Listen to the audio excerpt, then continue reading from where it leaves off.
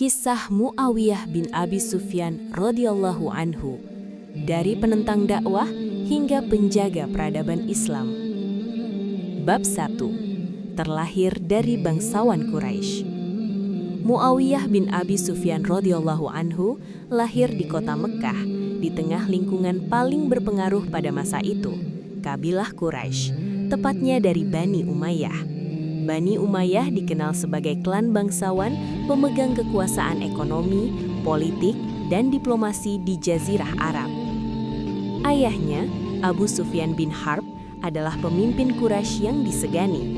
Ia dikenal cerdas, berwibawa, dan piawai dalam urusan politik serta perdagangan antar wilayah. Ibunya, Hindun binti Utbah, juga berasal dari keluarga terpandang, seorang perempuan kuat dengan karakter tegas dan keberanian yang menonjol. Lingkungan keluarga ini membesarkan Muawiyah dalam suasana kepemimpinan dan strategi, bukan kehidupan biasa.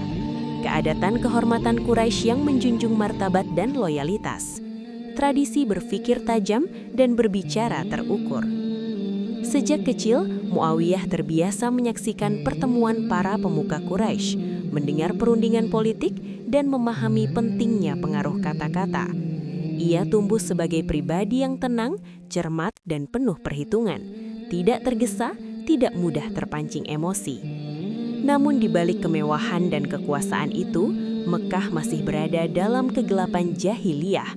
Penyembahan berhala, kesombongan nasab, dan penindasan kaum lemah menjadi wajah masyarakatnya. Muawiyah tumbuh menyaksikan semua itu, sebuah kenyataan yang kelak akan menjadi latar penting bagi perubahan besar dalam hidupnya. Takdir Allah mempertemukan Muawiyah dengan masa paling menentukan dalam sejarah manusia, datangnya Islam. Ia terlahir sebagai bangsawan Quraisy, tetapi tidak ditakdirkan mati sebagai pembela kesombongan jahiliyah. Dari rahim kekuasaan dunia itulah kelak lahir seorang pemimpin yang mengabdi pada agama Allah. Bab 2. Hidayah yang datang dengan kesadaran. Muawiyah bin Abi Sufyan radhiyallahu anhu tidak memeluk Islam secara tergesa-gesa.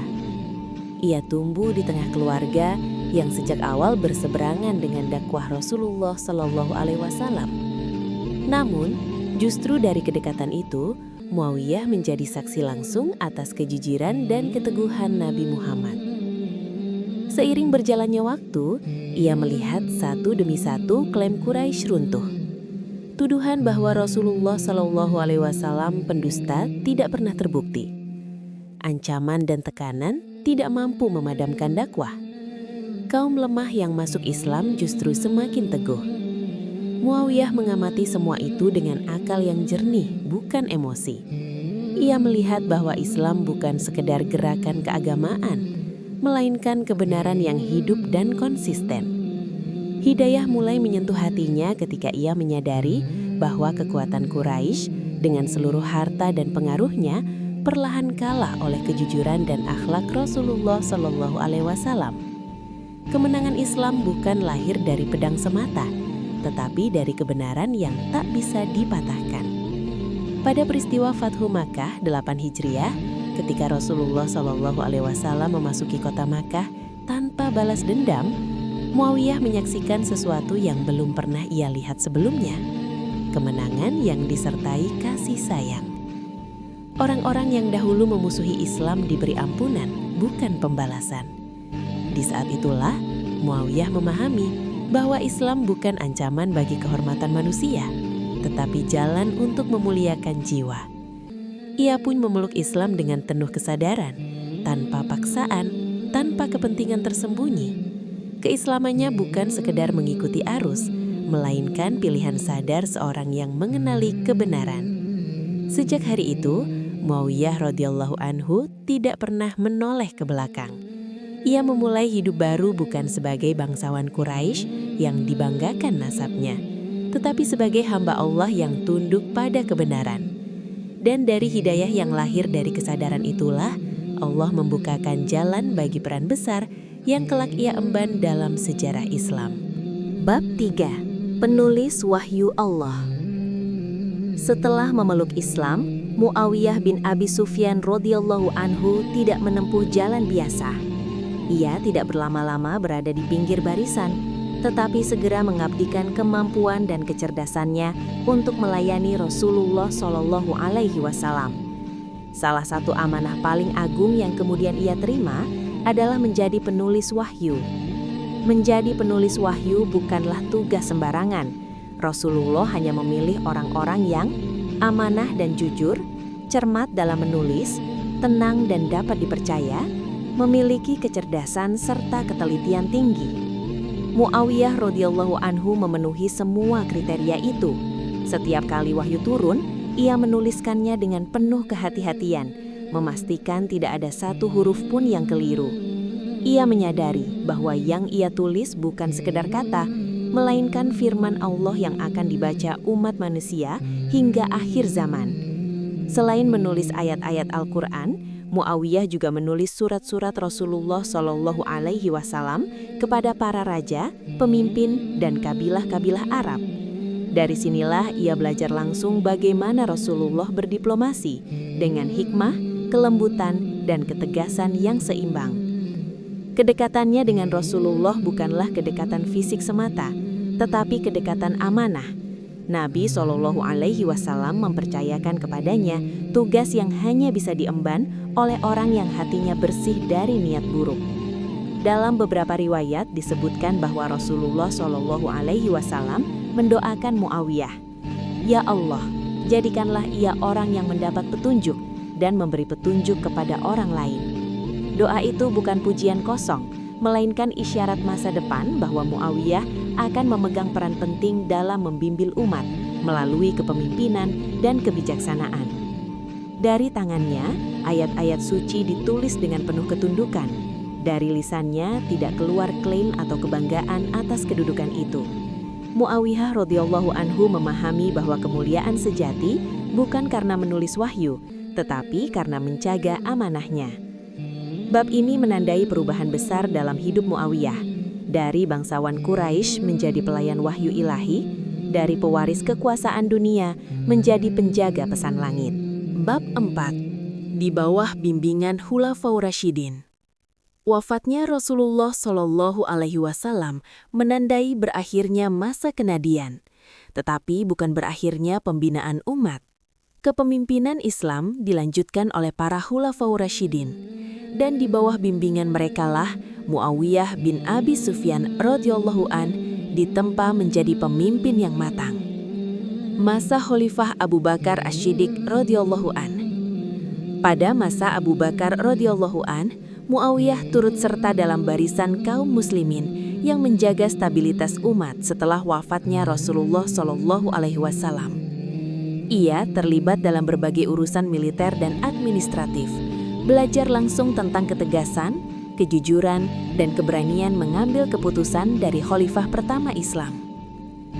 Abu Bakar radhiyallahu an mengajarkan bahwa kepemimpinan bukan tentang kebesaran nama, melainkan kesetiaan pada kebenaran meski sendirian.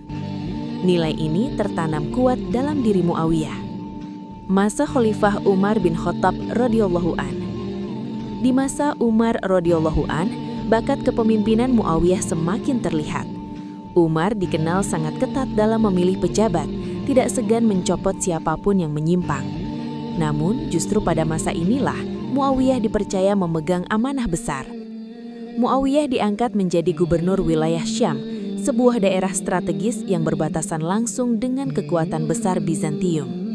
Umar radhiyallahu an tidak hanya menunjuknya, tetapi juga mengawasi dengan ketat. Muawiyah belajar disiplin administrasi, ketegasan militer, keadilan dalam mengelola rakyat, kewaspadaan terhadap ancaman luar. Umar radhiyallahu an pernah menegurnya dan Muawiyah menerimanya dengan ketaatan penuh tanpa membantah atau menyimpan dendam. Inilah pelajaran penting tentang tunduk pada nasihat pemimpin yang adil.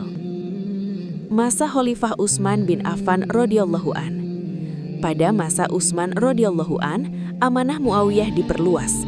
Ia tetap dipercaya sebagai gubernur Syam, bahkan diberi ruang untuk mengembangkan pertahanan wilayah, termasuk kekuatan laut. Utsman radhiyallahu an melihat Muawiyah sebagai sosok amanah, visioner, mampu menjaga wilayah strategis dengan stabil. Di masa inilah fondasi kekuatan maritim Islam mulai diletakkan, buah dari kepercayaan dan pembinaan yang berkesinambungan. Didikan kepemimpinan yang membentuk karakter. Di bawah bimbingan 3 khalifah besar ini, Muawiyah radhiyallahu an tidak tumbuh menjadi pemimpin yang otoriter, melainkan sabar seperti Abu Bakar, tegas seperti Umar, lembut dan dermawan seperti Utsman. Ia belajar bahwa kepemimpinan adalah ibadah panjang, bukan panggung kemuliaan. Bab ini menunjukkan bahwa Muawiyah radhiyallahu an tidak muncul tiba-tiba sebagai pemimpin besar.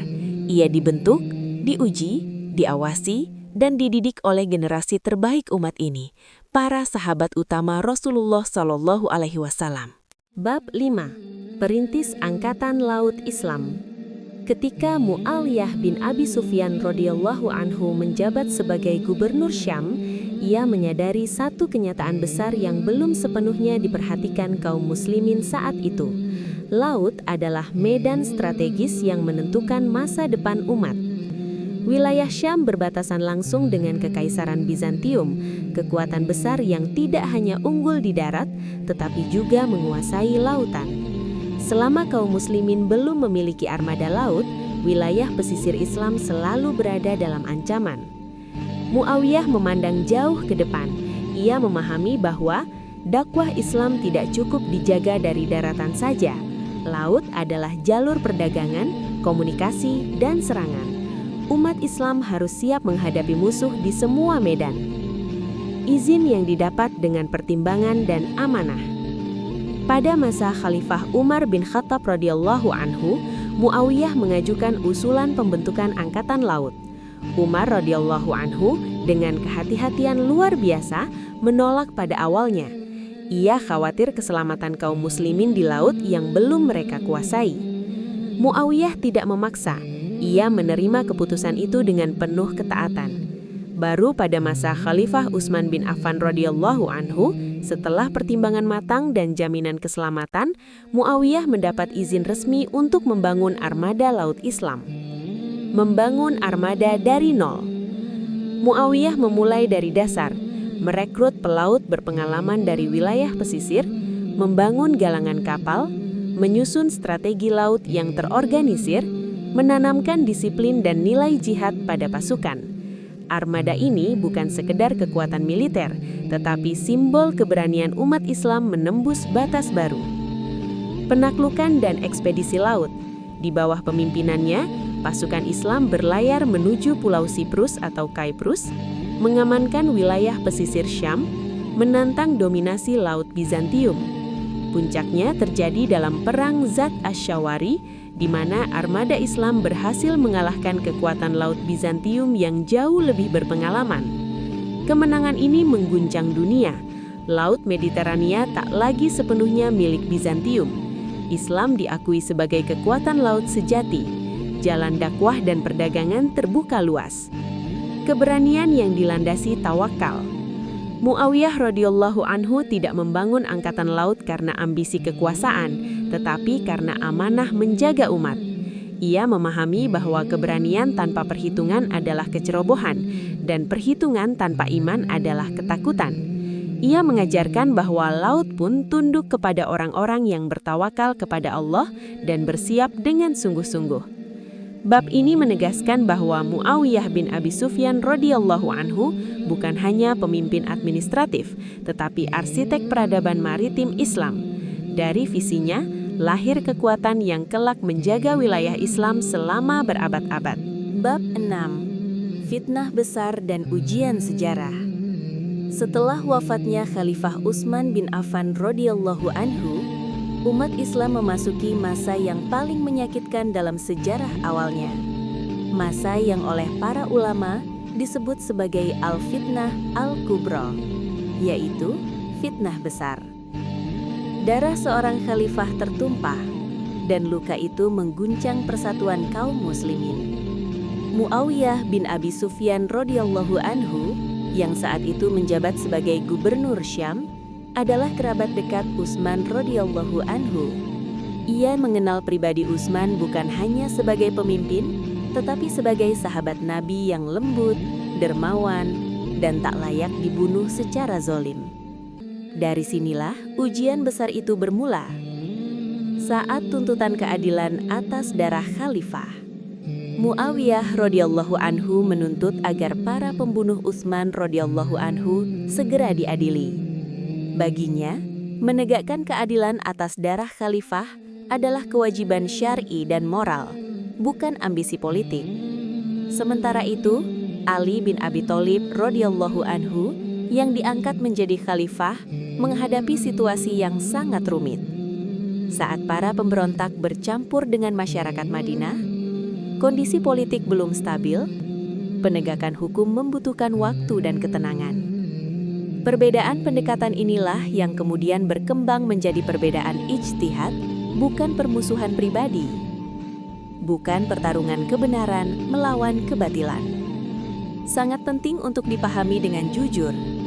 Muawiyah radhiyallahu anhu tidak memberontak untuk merebut kekhalifahan, dan Ali radhiyallahu anhu tidak meremehkan keadilan. Keduanya berijtihad sesuai pemahaman dan tanggung jawab masing-masing. Para ulama ahlu sunnah sepakat, keduanya adalah sahabat Rasulullah Shallallahu Alaihi Wasallam, keduanya mujtahid, dan keduanya berpahala. Apa yang terjadi bukanlah perang ambisi, melainkan ujian sejarah yang menimpa generasi terbaik umat ini. Saat Perang Siffin dan luka persatuan, ketegangan akhirnya memuncak dalam Perang Siffin.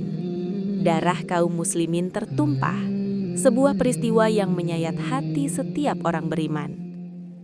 Muawiyah radhiyallahu anhu berada dalam posisi berat, menahan pasukan yang menuntut balas, menjaga Syam dari kekacauan, dan berhadapan dengan khalifah sahabat Nabi. Tidak ada kemenangan sejati dalam peristiwa ini. Yang ada hanyalah pelajaran pahit tentang betapa mahalnya harga perpecahan. Sikap Muawiyah dalam ujian. Di tengah badai fitnah, Muawiyah radhiyallahu anhu dikenal lebih memilih diplomasi daripada pertumpahan darah, mengutamakan stabilitas jangka panjang, dan bersabar menghadapi cercaan dan tuduhan. Ia memahami bahwa kekerasan hanya akan memperdalam luka umat. Sejak peristiwa ini, nama Muawiyah radhiyallahu anhu sering diseret dalam perdebatan dan polemik hingga berabad-abad kemudian. Padahal, ia adalah sahabat Rasulullah Shallallahu Alaihi Wasallam, penulis wahyu, seorang mujtahid yang diuji zamannya, dan para ulama besar mengingatkan, diam terhadap perselisihan para sahabat adalah keselamatan, dan mendoakan mereka adalah keadilan. Bab ini mengajarkan kita bahwa orang-orang terbaik pun bisa diuji dengan keadaan paling sulit, dan tidak semua peristiwa sejarah bisa dinilai dengan hitam putih. Bab 7. Khalifah dan penjaga stabilitas umat. Setelah bertahun-tahun umat Islam dilanda perpecahan dan pertumpahan darah, datanglah satu masa yang sangat menentukan. Hasan bin Ali radhiyallahu anhu, cucu Rasulullah Shallallahu Alaihi Wasallam, memilih jalan yang berat namun mulia, menyerahkan kekhalifahan kepada Muawiyah bin Abi Sufyan radhiyallahu anhu demi menyelamatkan persatuan umat. Peristiwa ini terjadi pada tahun 41 H, yang kemudian dikenal dalam sejarah sebagai Am al-Jamaah, tahun persatuan. Bagi Muawiyah radhiyallahu anhu, kekhalifahan bukanlah puncak ambisi, melainkan akhir dari sebuah ujian panjang. Muawiyah tidak memasuki kursi khalifah melalui kemenangan pedang, tetapi melalui perdamaian dan pengorbanan. Kesediaan Hasan radhiyallahu anhu melepaskan kekuasaan adalah bukti bahwa stabilitas umat lebih utama daripada kehormatan pribadi. Muawiyah memahami betul amanah itu. Ia berkata dalam makna, "Aku tidak memerangi kalian agar kalian sholat atau berpuasa, karena kalian telah melakukannya. Aku memerangi kalian agar aku memimpin kalian dan mencegah pertumpahan darah." Pernyataan ini bukan kesombongan, tetapi pengakuan atas luka umat yang ingin ia sembuhkan. Sebagai khalifah, Muawiyah radhiyallahu anhu memilih pendekatan, diplomasi daripada konfrontasi, kelembutan daripada kekerasan, administrasi rapi daripada kekacauan. Ia membangun sistem pemerintahan yang stabil, menguatkan birokrasi, menata keuangan negara, menjaga perbatasan dari ancaman luar. Baginya, umat yang aman lebih dekat kepada Allah daripada umat yang terus berperang. Muawiyah radhiyallahu anhu dikenal sangat sabar menghadapi kritik dan celaan. Ia tidak mudah menghukum, bahkan sering memaafkan demi menjaga ketenangan masyarakat. Ia pernah berkata, "Aku tidak akan menggunakan pedang jika kata-kata masih bisa menyelesaikan urusan." Inilah hikmah kepemimpinan. Kekuatan sejati adalah kemampuan menahan diri. Bagi Muawiyah, Islam sebagai peradaban, bukan sekadar wilayah. Di bawah kepemimpinannya, Islam terjaga dari perang saudara, kembali fokus pada dakwah dan pembangunan, menguat sebagai peradaban besar. Muawiyah radhiyallahu anhu meletakkan dasar pemerintahan yang memungkinkan Islam berkembang dengan stabil di masa-masa berikutnya. Para ulama menegaskan bahwa Muawiyah radhiyallahu anhu bukan manusia tanpa kesalahan, namun ia adalah sahabat Nabi yang berijtihad, dan jasanya dalam menghentikan konflik, menyatukan umat, menjaga stabilitas, tidak bisa dihapus oleh perdebatan sejarah. Bab ini mengajarkan kita bahwa persatuan seringkali lahir dari pengorbanan dan kesabaran, bukan dari kemenangan yang gemilang. Bab 8. Akhlak, kesabaran, dan kecerdasan. Muawiyah bin Abi Sufyan radhiyallahu anhu dikenal bukan karena kerasnya pedang, tetapi karena kelembutan akhlak dan ketajaman akal. Di tengah dunia politik yang penuh gejolak, ia memilih jalan yang jarang dipilih orang, bersabar dan berpikir panjang. Kesabarannya bukan kelemahan, melainkan kekuatan yang terlatih. Muawiyah radhiyallahu anhu sangat memahami tabiat manusia. Ia memperlakukan setiap orang sesuai kondisinya. Lemah, ia lindungi. Salah, ia nasihati. Keras, ia hadapi dengan tenang. Ia tidak terburu-buru menghukum. Baginya, memperbaiki lebih utama daripada membalas. Suatu ketika, seseorang mencacinya di hadapan umum. Muawiyah tidak membalas dengan amarah, melainkan berkata dengan tenang, "Jika apa yang kau katakan benar, semoga Allah mengampuniku. Jika salah, semoga Allah mengampunimu." Ucapan itu mematikan permusuhan tanpa setetes darah. Muawiyah radhiyallahu anhu hidup melewati masa-masa paling getir dalam sejarah Islam. Terbunuhnya khalifah, perang antar sesama muslim, fitnah yang mencoreng nama baik. Semua itu menempa jiwanya. Ia memahami bahwa amarah hanya memperpanjang luka, sementara kesabaran memberi waktu bagi hati untuk pulih. Karena itu, ia lebih memilih menunda hukuman daripada menyulut konflik baru. Muawiyah radhiyallahu anhu dikenal sangat cerdas dalam membaca situasi. Ia berkata, "Aku tidak menggunakan pedang jika kata-kata cukup, dan tidak menggunakan kata-kata jika isyarat sudah cukup." Ini bukan kelicikan, tetapi kecerdasan emosional dan politik. Ia tahu kapan harus berbicara, kapan harus diam, dan kapan harus bertindak. Kecerdasannya terlihat dalam diplomasi dengan berbagai kelompok, menempatkan orang sesuai kemampuannya, menjaga keseimbangan antara ketegasan dan kelonggaran. Para ulama menyebut sifat utama Muawiyah radhiyallahu anhu dengan istilah hilm, ketenangan jiwa yang tidak mudah terguncang oleh emosi. Hilm inilah yang menjaganya dari keputusan tergesa-gesa, membuat musuh segan tanpa takut, menenangkan umat yang lelah berkonflik. Ia memimpin bukan dengan ancaman, tetapi dengan wibawa yang lahir dari ketenangan. Muawiyah radhiyallahu anhu memahami bahwa kekuasaan tanpa akhlak adalah kehancuran. Maka ia menjaga lisannya, menahan tangannya, dan melatih hatinya. Ia bukan manusia sempurna, tetapi ia adalah pemimpin yang belajar dari luka dan memimpin dengan akhlak. Bab ini mengajarkan kita bahwa kesabaran adalah kecerdasan yang dipraktikkan dan akhlak adalah kekuatan yang paling lama bertahan. Bab 9. Wafatnya seorang sahabat Nabi. Setelah puluhan tahun mengabdi untuk Islam sebagai penulis wahyu, gubernur, panglima, dan khalifah, tibalah saat Muawiyah bin Abi Sufyan radhiyallahu anhu menutup lembaran hidupnya. Usianya telah lanjut, tubuhnya melemah, namun ingatan dan kesadarannya tetap jernih. Di akhir hayatnya, Muawiyah radhiyallahu anhu tidak dikelilingi kemegahan kekuasaan. Ia lebih banyak merenung dan beristighfar, menyadari bahwa semua jabatan akan berakhir, dan yang tersisa hanyalah amal di hadapan Allah. Ia sering mengingat sabda Rasulullah SAW dan hari ketika dirinya duduk di hadapan Nabi sebagai seorang penulis wahyu, sebuah amanah yang selalu ia jaga hingga akhir hidupnya. Menjelang wafatnya, Muawiyah radhiyallahu anhu berkata dengan suara lirih dalam makna, "Ya Allah, sedikitlah bekalku, namun besarlah harapanku kepadamu." Ucapan itu mencerminkan kerendahan hati seorang sahabat, bukan kesombongan seorang penguasa. Ia tidak menyebut jasanya, tidak pula membela dirinya dari penilaian manusia. Ia menyerahkan semuanya kepada Allah yang Maha Mengetahui isi hati.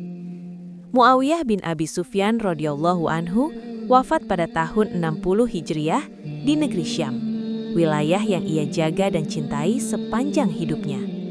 Ia wafat sebagai sahabat Rasulullah SAW, penulis wahyu, pemimpin umat Islam.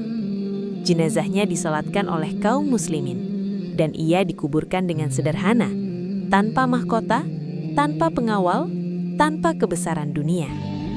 Muawiyah radhiyallahu anhu meninggalkan warisan yang tidak ringan.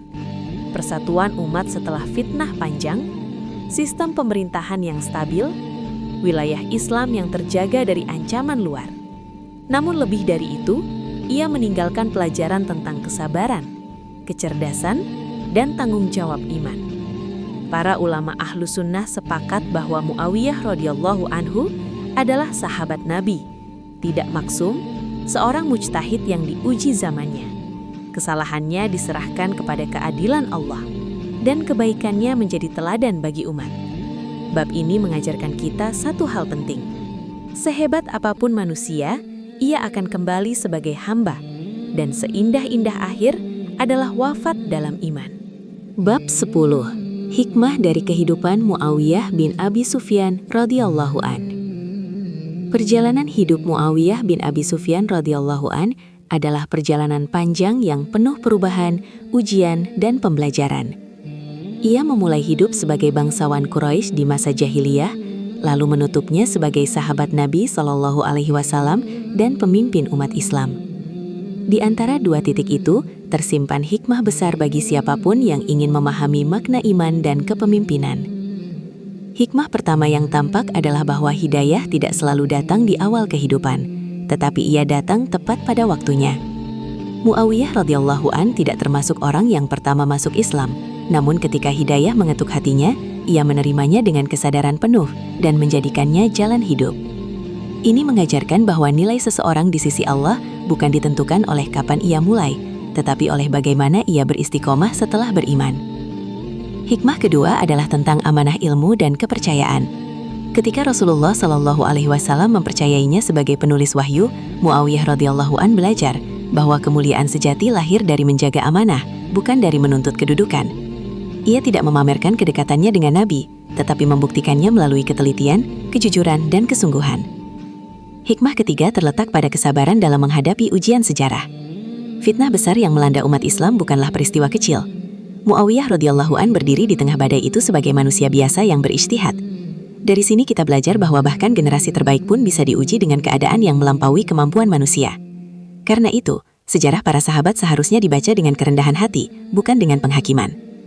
Hikmah keempat adalah tentang kepemimpinan yang mengutamakan kemaslahatan umat. Ketika akhirnya ia menjadi khalifah, Muawiyah radhiyallahu an tidak membalas luka lama dengan dendam. Ia memilih stabilitas, keamanan, dan persatuan. Keputusannya menunjukkan bahwa kepemimpinan bukan soal memenangkan konflik, melainkan mengakhiri penderitaan orang banyak.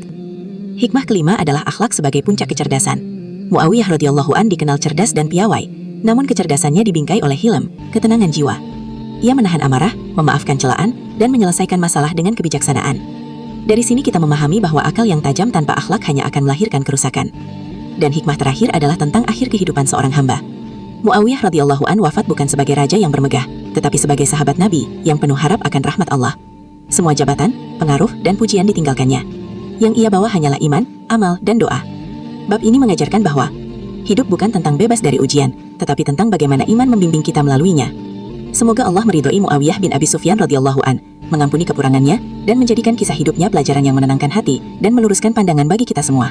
Masih banyak kisah para nabi dan teladan agung yang penuh hikmah, pelajaran iman, dan nasihat kehidupan yang akan terus menguatkan hati kita di jalan Allah. Jangan lewatkan kisah-kisah berikutnya. Kisah yang bukan hanya untuk didengar, tetapi untuk direnungkan dan diamalkan. Jika kisah ini bermanfaat dan menyentuh hati, jangan lupa untuk like, bagikan agar menjadi amal jariah, tuliskan komentar sebagai bentuk dukungan, dan subscribe agar tidak tertinggal kisah-kisah Islami selanjutnya. Semoga Allah memberkahi kita semua dengan ilmu yang bermanfaat dan hati yang selalu kembali kepadanya. Sampai jumpa di kisah berikutnya.